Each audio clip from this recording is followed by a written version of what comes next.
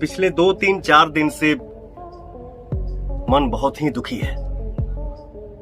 बिहार के जो घटना घटित हुई है उसे मैं कड़ी से कड़ी शब्दों में निंदा करता हूं और बिहार सरकार से मांग करता हूं कि दोषियों को जल्द से जल्द पकड़ा जाए और उन्हें कड़ी से कड़ी सजा दी जाए ताकि इस तरीके की घटना दूसरे परिवार के साथ ना हो पाए। इसके अलावा मेरे पास कोई शब्द ही नहीं है।